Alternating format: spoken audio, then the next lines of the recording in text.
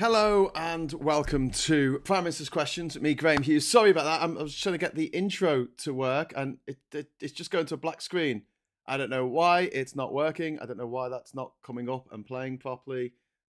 Sorry. I apologise from the bottom of my little ginger heart. Right. So welcome to Prime Minister's Questions. Me, Graham Hughes. I hope you can see me. I hope you can hear me okay. I hope all the technical problems have gone away. It's a little bit annoying. Sorry, you can see the screen there. It's a little bit annoying when you get everything set up and you're all ready to go and then you press start streaming and then you go play on the intro sequence and the intro sequence doesn't play. But then again, you saw adverts, so that sort of makes me look a little less bad. Like, should we get into it? They've already started. Let's get into it. We're going to be a few seconds behind. Sorry about that. Right, here we go. Here's Lindsay Hoyle. Knock him dead, Lindsay. Chris Law. Oh, right. Mr. Speaker, number one. I know the Chris whole Law has House asked will for have been number shocked one. by the scenes at Al Ahli Hospital. So As my honourable friend, the Foreign Secretary, has said, we are working independently and with our allies to find out what has happened. I'm sure that honourable members will be raising further questions with me during today's session. Mr. Speaker, this morning I had meetings with ministerial colleagues and others. In addition to my duties in this House, I shall have further such meetings later today. Law. Thank you, Mr. Speaker. And may I associate myself and the whole of my party here with the horrors and unfolding tragedy of the bombing last night in Gaza of the hospital. Mr. Speaker, the Rafah border crossing from besieged Gaza into Egypt has been hit by several Israeli airstrikes, causing absolute terror for those who urgently need this crossing open to escape. Nadia El Nakla, an elected councillor in my city of Dundee and the wife of Scotland's First Minister, has had to take calls from her parents, Elizabeth and Majid, who, like all others trapped in Gaza, have been describing the horrors of death and indiscriminate killings everywhere. Members of her family were hit yesterday by a rocket from a drone, and Nadia's mother was saying her final goodbyes this morning, adding, "Last night was the end for me. Better if my heart stops, and then I'll be at peace. I can't take another night." Mr. Speaker, with military action intensifying and the death toll rapidly rising, the Prime Minister's first responsibility must be to bring British citizens home. So can the Prime Minister please give his personal assurances that every single step has been taken to open the Rafah crossing for both humanitarian aid and for UK nationals like Nadia's family to flee? Well, Mr. Speaker, of course, the thoughts of everyone in this House will be with those families affected by what is happening in Israel and in Gaza, and I can give the honourable gentleman that assurance that we are doing everything in our power to ensure the safety of British nationals that are caught up in all of this, including my calls with leaders across the region, particularly around opening the Rafah border crossing, which is why I prioritised talking to President Sisi last week, and we continue to have dialogue both with the Israelis and the Egyptians about the Rafah crossing. Sir Dija. Mr. Speaker, I'm proud to live in the most successful multiracial democracy in the world.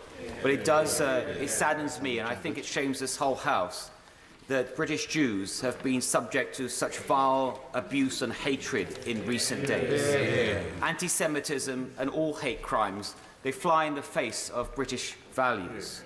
And we should not allow events abroad, no matter how horrific they are, to be used to sow seeds of division in our own country. So, whilst I welcome all the actions that my right honourable friend is taking to fight hate crime, to bring people together, may I ask him to consider urgently an immediate and specific policy of revoking the visas of any foreign national that commits an act of anti-Semitism or any other hate crime. Mr. Speaker, I completely agree with my right honourable friend, who himself has done so much over the years to fight anti-Semitism. The increase in incidents we've seen over the past week is utterly sickening, and this government will do whatever it takes to keep our Jewish community safe. That's why we've provided an additional £3 million of funding to support the Community Security Trust, and we are working with the police to ensure that hate crime and the glorification of terror is met with the full force of the law. Under our existing immigration rules, we do have the power to cancel a person's presence in the UK if it is not conducive to the public good. Mr. Speaker, we will not tolerate this hatred, not in our country, not in this century. Leader of the Opposition, Keir Starmer. Thank you, Mr. Speaker. Can I start by warmly welcoming the new member for Rutherglen and Hamilton West? Mr. Speaker, the news last night of hundreds killed at the Baptist Hospital in Gaza is incredibly distressing. But it's much worse for the people of Gaza. Their fear that there's no place of safety is profound. International law must be upheld, and that means hospitals and civilian lives must be protected. Last night, the Foreign Secretary said the UK will work with our allies to find out what has happened. I know this only happened last night, but can the Prime Minister please tell us when he thinks he might be able to update the House on progress with that work? I know the whole House will have been shocked by the scenes at Al-Ali Hospital. Any loss of innocent life is a dreadful tragedy, and everyone will be thinking both of those who have lost their lives and the families that they leave behind. We should not rush to judgment before we have all the facts on this awful situation. Every member will know that the words we say here have an impact beyond this House. This morning, I met with the National Security Advisor, but also the chair of the Joint Intelligence Committee. I could tell the honourable gentleman our intelligence services have been rapidly analysing the evidence to independently establish the facts. We are not in a position at this point to say more than that, but I can tell him we are working at pace, but also cooperating and collaborating with our allies on this issue as we look to get to the bottom of the situation, and we will also continue all our efforts to get humanitarian aid into the region. Yes, Tom. I thank the Prime Minister for his answer. The terrible news last night came as we are still mourning the terrorist attack on Israel last week. Jews taken hostage, mutilated, slaughtered. And yesterday I met the families of some of the British hostages held by Hamas. Every minute of every hour of every day, they hope for good news, but fear the worst. They know the lives of their loved ones are in the hands of murderers. It's unimaginable agony. Israel has a right, a duty, to defend itself from Hamas, keep its people safe, and bring hostages home.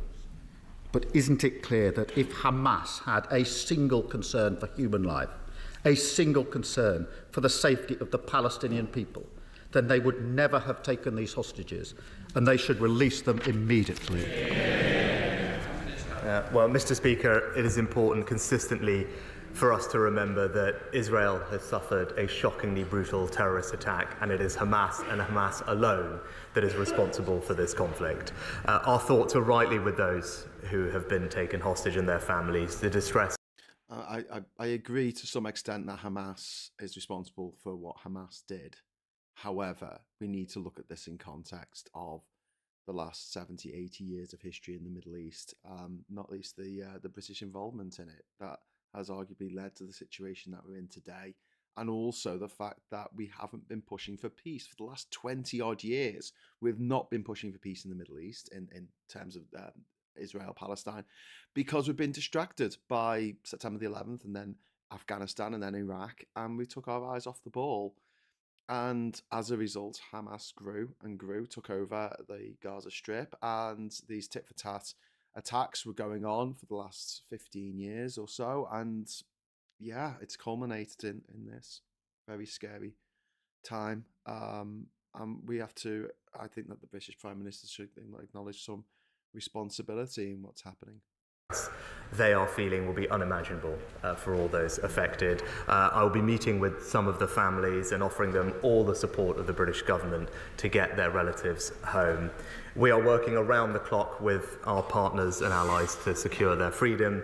And importantly, in amongst my other regional calls, I spoke specifically with the Emir of Qatar yesterday on this very issue, which we discussed at length. The Qatari government is taking a lead and working intensely to help release hostages using their contacts in the region, and we are working very closely with them to ensure the safe return of the British hostages. Kirsten. Thank you, Mr. Speaker. Yesterday, I also met charities with staff working in Gaza and heard their accounts of the harrowing humanitarian crisis. Children fleeing their homes, hospitals barely able to function. The lights are going out, and the innocent civilians of Gaza are terrified that they will die in the darkness, out of sight. International law must always be followed. Hamas are not the Palestinian people, and the Palestinian people are not Hamas. Does he agree that medicines, food, fuel and water must get into Gaza immediately? Yes. This is an urgent situation. Yes. And innocent Palestinians need to know that the world is not just simply watching, but acting to prevent a humanitarian catastrophe. Mr. Speaker, as I said on Monday, an acute humanitarian crisis is unfolding to which we must respond. It is right that we support the Palestinian people because they are victims of Hamas too. And that is why we have provided a further £10 million in humanitarian aid for people in the region. And we are working through preemptively moving aid and relief teams to Egypt, specifically to the El Arish airfield. We are working with local partners like the Egyptian Red Crescent and the United Nations primarily, and deploying Navy assets to the region, as well as exploring how we can support logistical requirements. And I've also raised this issue of humanitarian access in all of my conversations as a priority with every leader in the region, and we will continue working with them to get aid to where it is needed as quickly as possible. Thank you, Mr. Speaker. As has already been alluded to, since Hamas's terrorist attack, our country has seen a disgusting rise in anti-Semitism. Jewish businesses attacked, Jewish schools marked with red paint, and Jewish families hiding who they are. And we've seen an appalling surge in Islamophobia, racist graffiti, mosques forced to ramp up security, British Muslims and Palestinians spoken to as if they were terrorists. Does he agree with me that every member of this House has a duty to work in their constituency and across the country to say no to this hate, and to ensure every British Jew and every British Muslim knows that they can live their life free from fear and free from discrimination here in their own country?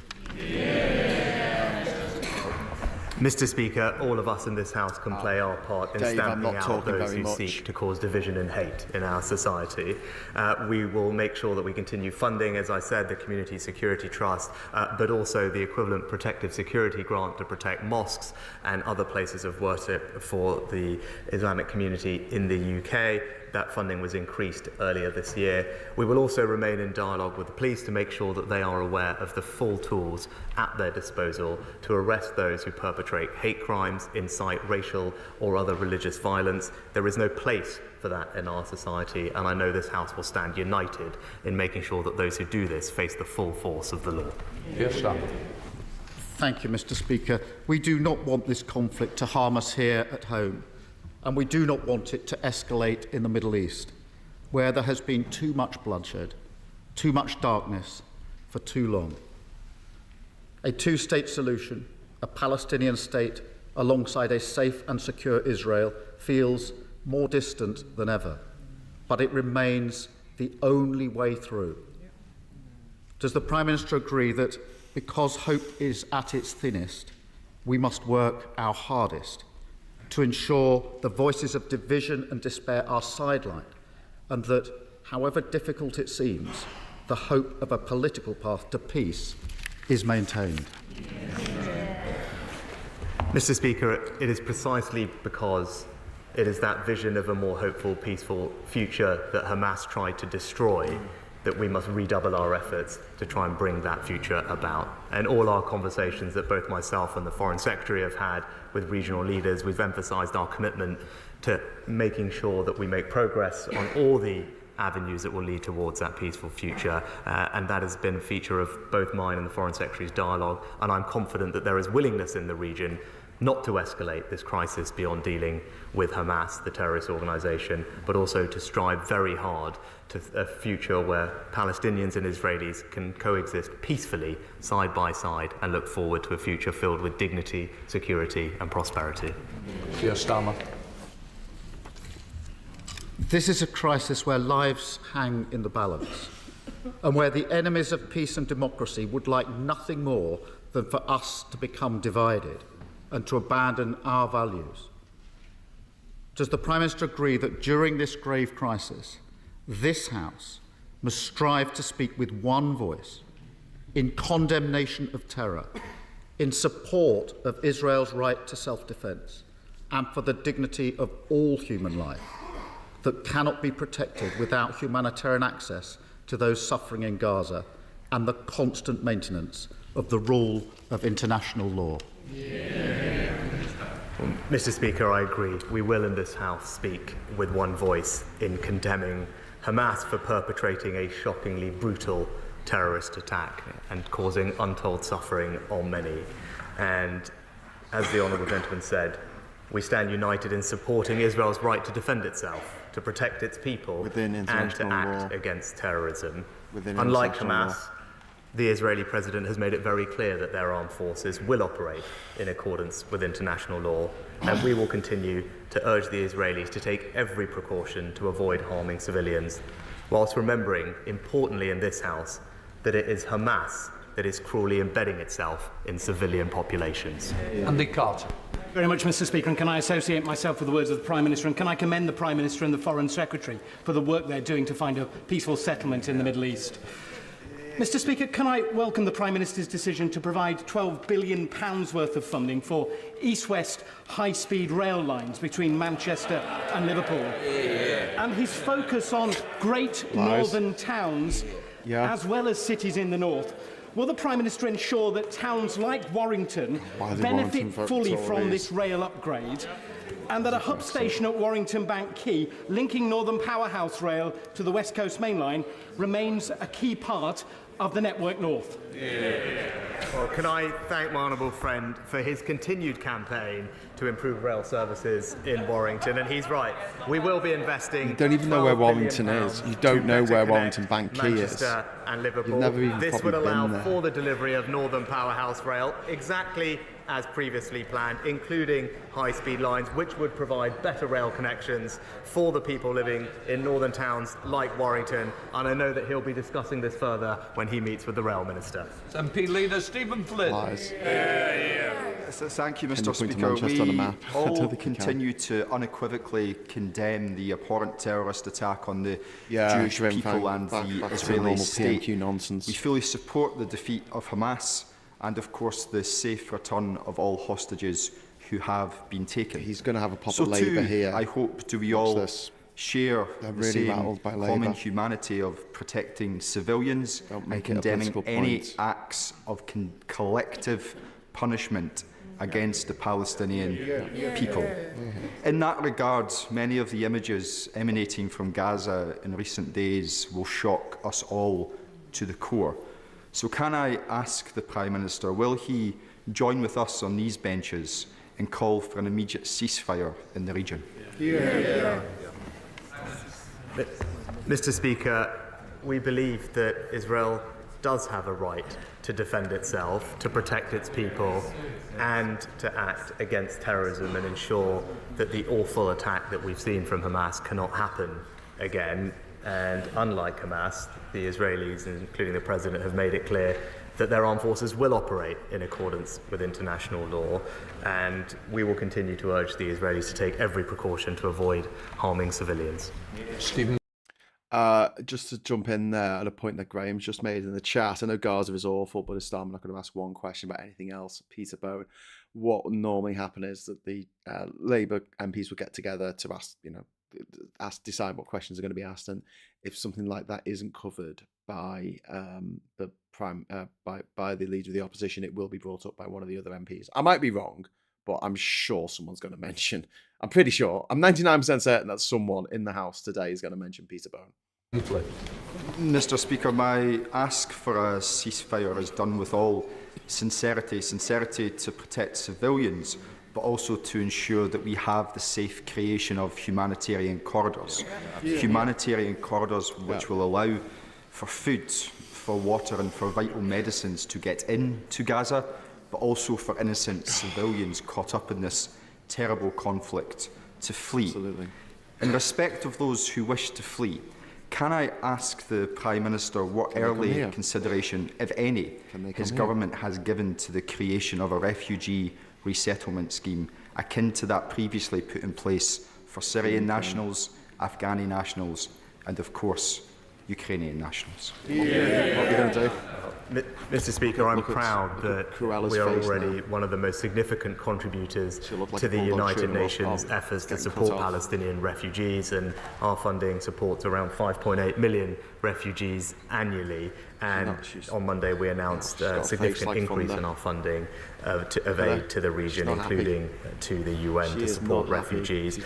With regard to humanitarian aid, as I said before, we are already working through preemptively moving aid and relief teams into the region, but critically the most important thing is to open up access for that aid to get into Gaza, which is why our conversations with the Egyptians and others are so critical. We continue to work closely with allies to find every way to get we're going to help aid refugees to the people who need it as quickly as possible. Stephen Crabb. Foul, isn't she? Thank you, Mr. Speaker. Last night, sections of the British media were reporting as fact that it was Israeli rockets that had landed and attacked the Al-Ali hospital, relying on information supplied by officials in terrorist-controlled Gaza. The headlines have since been rewritten, but the outpouring of Jew hate on social media overnight was vile. So would the Prime Minister please make the point again that the way that this conflict is being reported has massive implications for our Jewish community, and that any information coming from Hamas must be treated with a degree of scrutiny and cross-examination that is sadly sometimes lacking. Can I commend my right honourable friend for his excellent intervention?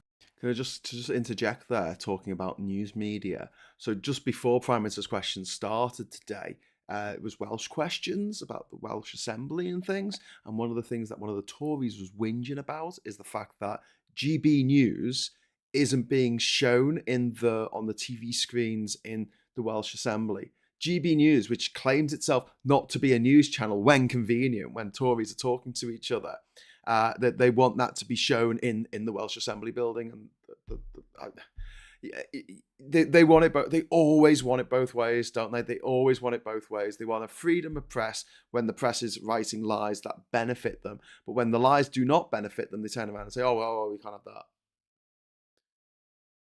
How about we just don't allow the press to report lies? Or if they do, they get severely punished. That'd be good. Intervention. He is absolutely right that we should not rush to judgment before we have all the facts on the appalling situation that we saw yesterday, particularly given the sensitivities that he raises, the impact on communities here, but also across the region. And as I said, it is incumbent on all of those in positions of responsibility in this House and outside in the media to recognise that the words we say will have an impact, and we should be careful with them.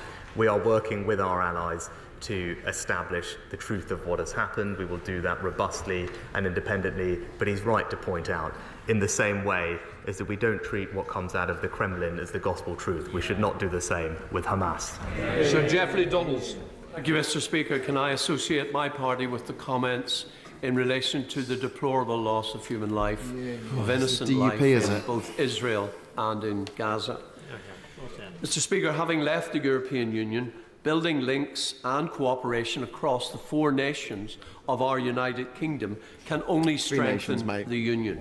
One territory. Will the Prime Minister agree with my proposal for the creation of an East-West Council to bring together all parts of the UK family to discuss and collaborate on the trading and you won't let the Stormont Assembly sit. You won't let the Stormont Assembly sit. You can't ask for anything, mate. Well, can I say, get back to the work. Honourable Gentleman made a powerful case in his conference speech last weekend for a strong, functioning Northern Ireland within our union. My honourable friend, the Secretary of State, has had the opportunity to discuss our shared commitment to the union with his party over recent weeks and months, and I'm grateful for the constructive approach and tone taken in those discussions. I think there is considerable merit in the idea of a new East-West Council to further strengthen the union, and I look forward to exploring the issue with him and his colleagues further. Martin Vickers. Thank you, Mr. Speaker. Following my right honourable friend's decision to reallocate funding from HS2, can I urge him to consider a number of projects that will boost the economy and improve the quality of life for my constituents and for northern Lincolnshire? In order to improve access to the free ports of the Humber, we need dualling of the A15 between Lincoln and the A180. And it is the A180 in particular that causes no end of problems for residents. Just going to interrupt Mr. Cleethorpes there. I'm really sorry. Today, YouTube have changed when you set up a video. It used to be that you could control the ad. So you would only see an ad during one of my streams or one of the Labour Social streams if I literally pressed the button to make you see an ad, which obviously I don't want to do. And I'll try and turn this off now while I'm doing this. I don't know if I can because it's streaming, but it is an incredibly irritating thing that YouTube have done. Sorry, I apologise. In nearby villages because of the concrete surface. Can I urge him to deal with resurfacing? And finally, Mr. Speaker... Finally, I'd say I think the AA Atlas has been run out. Prime Minister. Well, my honourable friend has been a long-standing champion for Cleethorpes and in particular the importance of strong regional transport connections.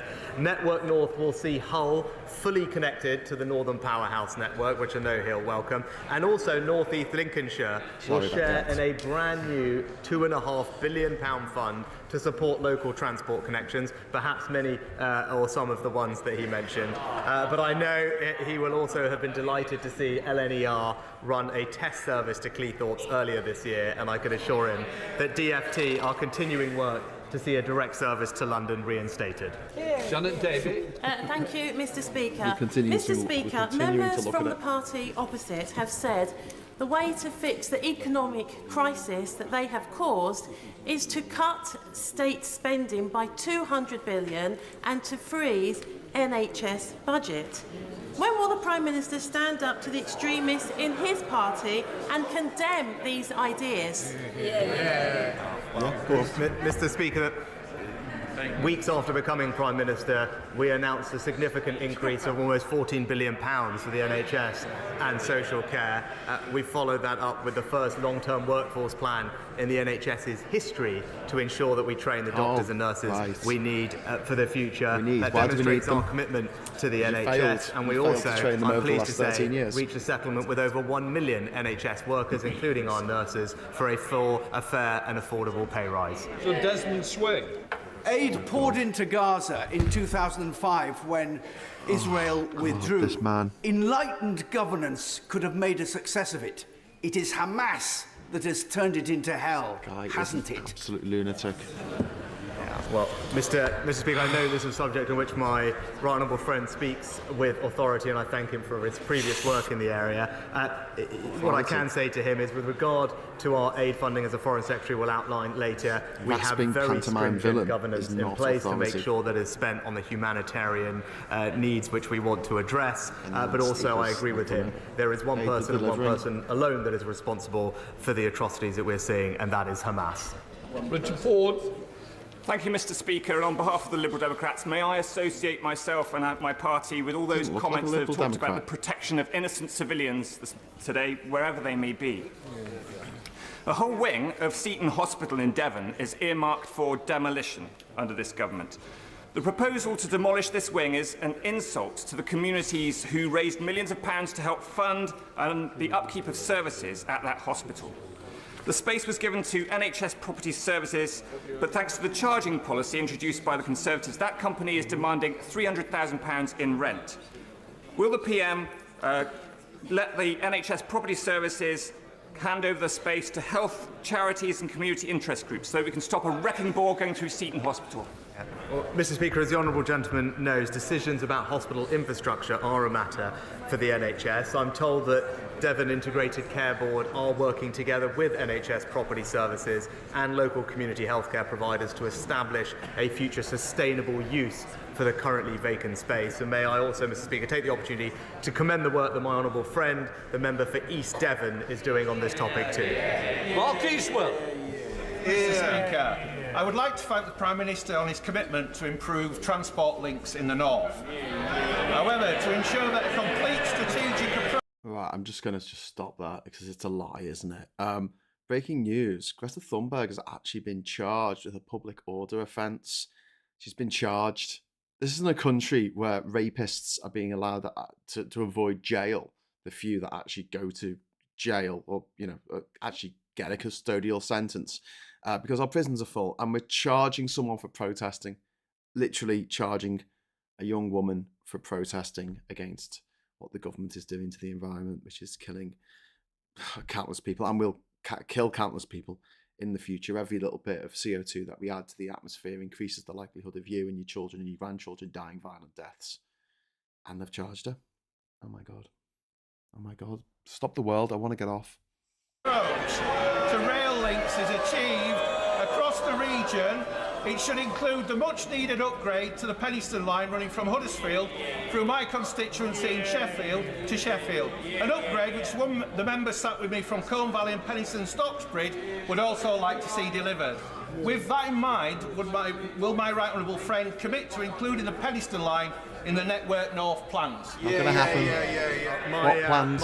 There's plans of things that have already been done, mate. For the Penistone line rail upgrade. I know that my honourable friend, the Transport Secretary, is conducting a corridor development study, given the new commitments to both Sheffield and Leeds, Sheffield Leeds and Sheffield to Hull, and as part of that exercise will consider enhancing the service on the Huddersfield to Penistone and Sheffield line, and I know that my honourable friend will discuss this further when he meets the Rail Minister. Thank you, Mr. Speaker. In Bristol South, around a third of children live in poverty, most of them in working households. It's about the same as in Tamworth, where the Conservative candidate for tomorrow's election made foul-mouthed comments about families struggling to make ends meet. F off. This is his Conservative Party. Will he condemn that candidate's comments? Yeah, oh, that's a good one. That is a very good Speaker, question. I'm proud Go on. of our Well, record supporting people with the cost of living. Thanks to the actions that we've taken, we've paid half of the typical family's energy bill last winter. Frozen fuel duty, boosted the national living wage to record levels, and 8 million people across this country are now receiving direct cost of living payments worth £900. Whilst we're helping people with the cost of living, all Labour's ideas are costing them a fortune. Mr. Speaker, you may notice that more ladies in the chamber today are wearing pink for breast cancer awareness. But roughly 15% of those with breast cancer are diagnosed with lobular cancer, a little-known strain that's harder to detect, has worse outcomes and no dedicated treatment. Do they have cancers bad on their I'm working with Dr. Susan McCarllis PMQs at the bingo Lobular card? Moonshot Project to campaign for a dedicated research stream for lobular cancer. Will the Prime Minister meet with us to discuss this and how the government can help us save more lives from breast cancer? Stand up and say cancer's bad. Go on. Mr. Speaker, I thank my honourable friend for all her work in this area. Early diagnosis of cancer is key, and the NHS's Help Us Help You campaign is seeking to address the barriers deterring patients from accessing diagnosis and treatment.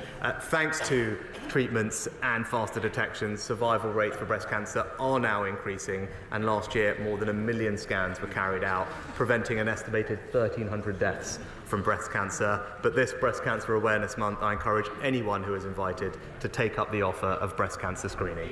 Stuart Malcolm Macmillan. I'm very grateful, Mr. Speaker. Of course, the sadism of Hamas can only be condemned, and there's no question of Israel's right to defence and security. But international law is very clear, Mr. Speaker, that acting against international law in response to terrorism is unjustified. So in all of the packages that the Prime Minister has announced vis-à-vis humanitarian aid and the military package he announced last week, can he tell the House how the government will ensure that international law is adhered to beyond just statements from Israel's head of state? Well, Mr. Speaker, he talked about our military assets. Let me be crystal clear. The assets that we have moved into the region are not there in any combat capacity. They are there for two reasons. First and foremost, to provide surveillance to ensure that this crisis does not escalate and that arms aren't being sent to entities like Hezbollah. That's what our surveillance aircraft are currently doing, and indeed the next set of assets arriving this week will also help. But also, they are there to provide contingency support for humanitarian assistance as and when required in the coming days and weeks. Someone just said he hasn't played. Graham's just said in the chat he hasn't played the member phasings and card yet. I think he will do if Peter Bone is mentioned. So it's the right honourable. Oh my God, he would be, wouldn't he? Because he was in the freaking cabinet. Okay, the right honourable member for Willingborough, I think he is. So just keep an ear out for that. That's Peter Bone. He's been found guilty by a independent inquiry of being the most horrific bully and causing sexual harassment. Speaker. On Sunday, Terence Carney, a 70-year-old Hartlepoolian, was murdered by an asylum seeker. The people are afraid and angry. Every week, my office is besieged by asylum seekers. My staff are intimidated by young men. The fact is, most of them are illegal migrants who should be expelled. What? Where are you getting this from? You just my thoughts and sympathies are with Mr. Carney's family and friends, and all my constituents affected by this Why is this woman crime. just trying However, to stir the pot of racial enough. hatred? They deserve action, and I am demanding it. Will the Prime Minister take action? Will he make sure enforcement is delivered? Will he ensure that people who have no right to be here are expelled? Enough is enough. I want these people out of Hartlepool now. Mr. Speaker, as my honourable what friend just knows, happened? I'm unable to comment on cases which are currently. Well, before exactly. the court, but can I join her in expressing She's my just sympathies blanket to blamed families affected? asylum seekers. She's And I just would like blanket to blamed reassure her that this- refugees. We're just in the middle of wars going on in Ukraine, in Syria, in Libya, in Eritrea, in Yemen, in bloody Gaza and Israel. And she's standing up and saying, we want all refugees out of Hartlepool. This is Hartlepool, where they hung a monkey thinking it was a French spy. Oh my God. I didn't think the Tories, I mean, keep saying this. I didn't think you could sink any lower than the core of the planet, but there you go. It's the Tories for you. Government is doing everything we can to tackle illegal migration and the harm it causes by removing those with no right to be here in the UK. You've got We no have right to be in excellent, that house. long-standing relationships. Bring on to the general return people election. to many Get 'em countries. out. We have Get returned 'em out. thousands of people more this year than we have What done a horror in show. the past, and we will continue to use every avenue at our disposal to ensure. Imagine if she had said, oh, it was a black person who killed, who committed a murder in my constituency. I want all black people out. It was a Jewish person who committed this murder. I want all the Jews out of my constituency. Could you imagine? Could you imagine the front pages on the headlines if she, on the newspapers if she said that? They'd be like calling for her head. They'd be saying that she shouldn't be an MP. How can you take a minority and say, we want all of this minority out of our constituency? Asylum seekers, refugees that we have signed up twice, not just 3 times actually, to say that we will accommodate people who are fleeing war and persecution. And she stands up in Parliament and she says that. Oh man, I think I need a stiff drink after that. That it is only this country and this government who decides who come here and not criminal gangs. Thank you very much, Mr. Speaker. We have all been horrified at events in Israel and Gaza, and it's right we condemn utterly the inhuman terrorism of Hamas. This should also be the case with any obscenities and war crimes carried out by the Israeli Defence Force. Both the UN and Medicine Sans Frontières have described the siege of Gaza and the withholding of water to its people as collective punishment, a war crime under the Geneva Convention. Yet this week, both the Prime Minister and the Leader of the Opposition have supported Israel's right to do so. Why? There's a dig at quite simply Keir put, Starmer there. Mr. Speaker, is Hang on. Before he answers this, I will make it very clear that Keir Starmer and Emily Thornberry, whenever they've been questioned about this, they have been very clear that Israel has a right to defend itself so long as they keep to international law. and collective punishment is not in the Geneva Convention. It's not in international law.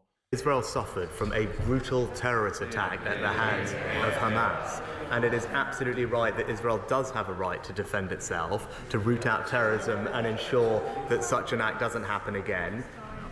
As their president has said, their military will operate within international law. But what the honourable gentleman failed to acknowledge, that it is Hamas that embeds themselves inside civilian populations, puts innocent civilians in harm's way, and he would do well to remember that.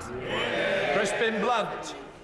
Mr. Speaker, my right honourable friend has been absolutely right to lead the nation in reassuring the British Jewish community in the wake of the utterly appalling atrocity visited upon Israel and Jews on the 7th of October. My right honourable friend, I understand, will be travelling to the region, and he will see for himself the shock and trauma that is through the Israeli nation after this event. And that is shock and trauma that is also accompanied by a rage. And the enormous danger is that the Israeli reaction, led by a Prime Minister who will be held accountable for this failure of intelligence, is indeed amounting to a war crime. And that will not only be a crime, it will be a mistake. And I urge my right honourable friend, there is now no one better placed to urge restraint upon Israel to stay within the international rule of law and exercise restraint on behalf of us all. Mr. Speaker, as a friend, we will always urge Israel to take every possible practical precaution to avoid harming civilians and indeed to act within international law, as their president has said that their armed forces will do, whilst recognising the incredible complexity and difficulty of the situation on the ground. And it does bear repeating, Hamas is a terrorist organisation that embeds themselves inside of civilian populations. It is something we always have to remember, and Israel is taking every practical possible step to avoid harming civilians, and we will do everything we can to provide humanitarian support to the area. Rebecca Long-Bailey. Thank you. The Prime Minister will be delighted to know that nuclear veterans like my constituent's granddad John are starting to receive the medals he promised. But John is still not getting his full medical records. His blood tests from Christmas Island, which are crucial for claiming a war pension, are missing, and countless veterans report the same. So I asked the Prime Minister, as the MOD has admitted that it holds at least 150 files withheld from National Archives referring to blood test and other data, will he review those documents, report back to the House and hold a public inquiry into why medical record omissions have happened and on whose instruction? Well, can I start by thanking all our veterans for their contribution to our safety and security. I'm delighted I was able to announce the new nuclear test medal last year, and it's starting to be received by many people, including the Honourable Lady's constituent. The Honourable Lady will know that I can't comment on ongoing litigation in respect to requests for health records. However, I can say that anyone can request copies of their own medical data by submitting a subject access request to the department, and if they are not satisfied with the processing of that request, they can make a formal complaint via the complaints process. Mr. Speaker, we appear to be on a downward spiral in the Middle East, which is inevitably going to lead to a humanitarian crisis. The role of Egypt will be fantastically important.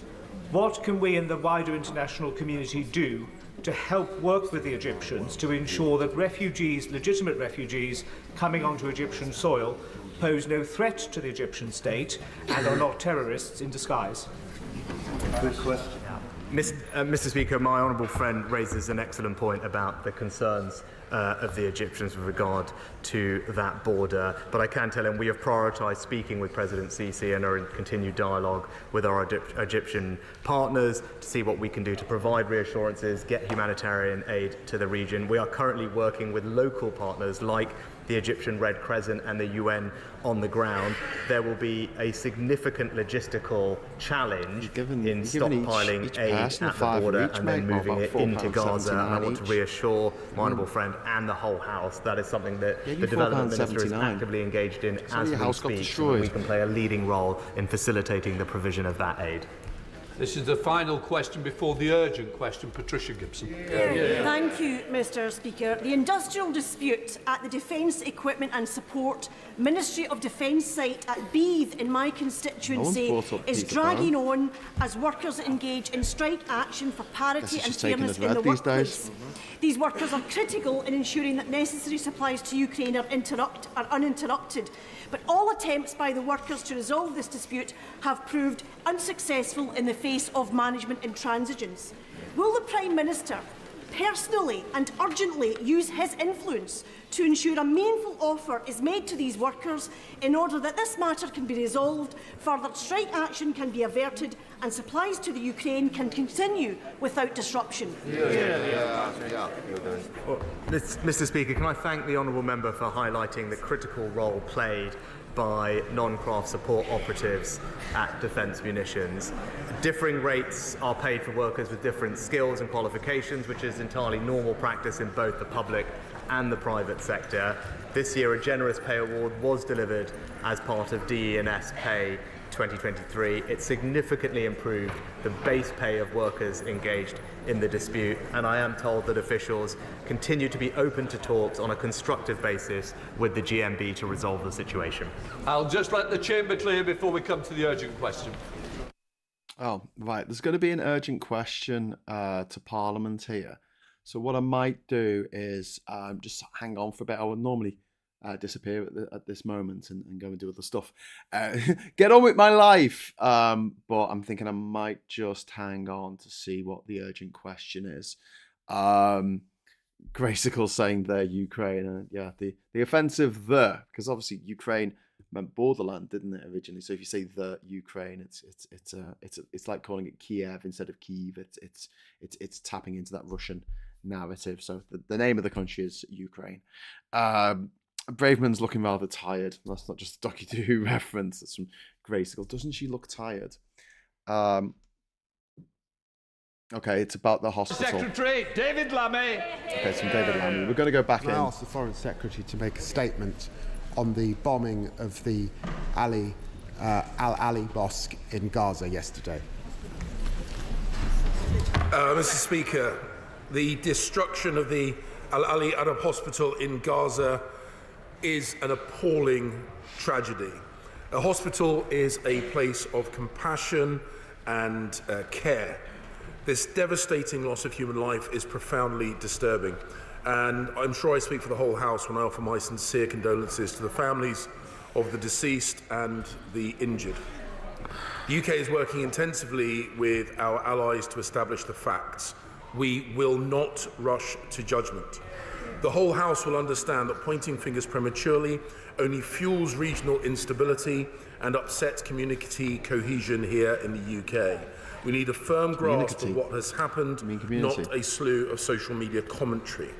We all share a duty to be thoughtful and careful in how we respond to reports emerging from this conflict, which can, at best, be incomplete or, at worst, examples of active disinformation.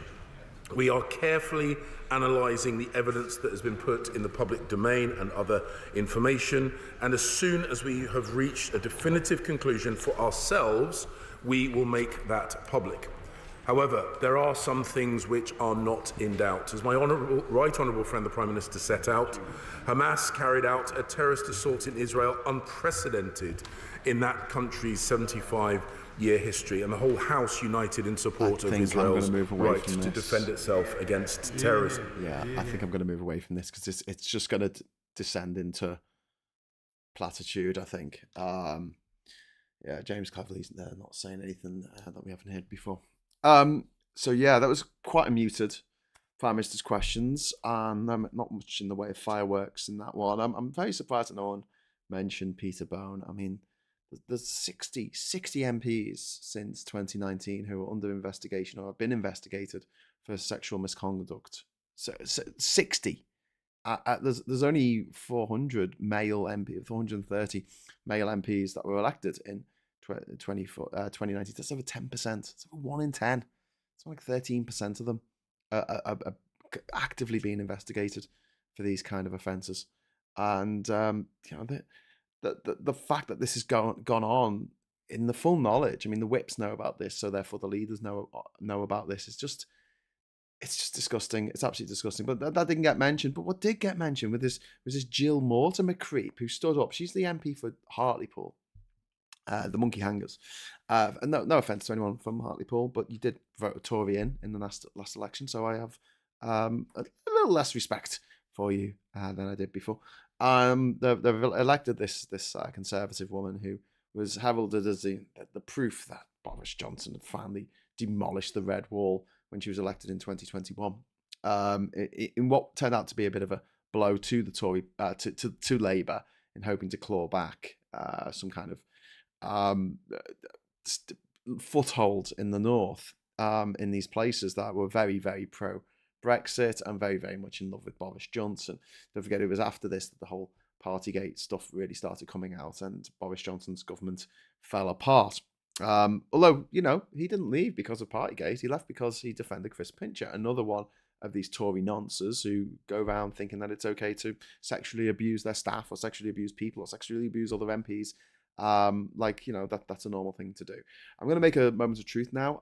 This should go out at 4:00 today, and it's going to be about the drinking culture in Parliament and what we can do about it, because that's been blamed for the actions of some of these MPs, which I don't believe is the root cause of it, but I can see how it expedites their intentions to be awful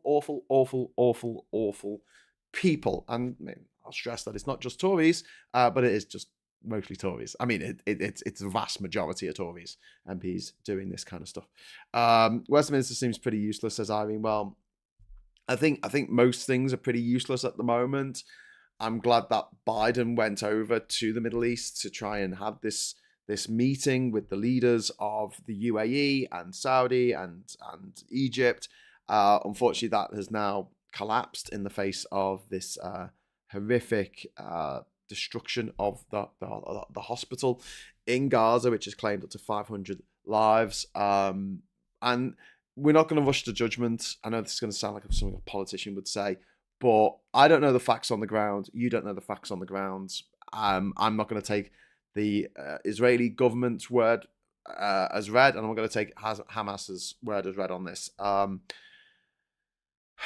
You just can't. And this is a conflict where taking sides is really unhelpful. The only side that we should all be taking is the side of peace and humanitarian aid. Get that humanitarian aid into Gaza. What can we do? What can we do now? We can give to the Red Cross, which is getting aid in. We can put pressure on our MPs, write to our MPs and say, we need more aid getting into Gaza. £10 million is bugger all. It is less than £5 per person in Palestine. There's so much going on at the moment. It's happening so fast. We can afford to be more generous than that. I know we're not doing so well ourselves, but comparatively, we're doing better than the Palestinians. And the amount of support and love that we have shown to our fellow men and women and fellow human beings in Ukraine, we should show that kind of generosity to the people of Gaza right now and get that medical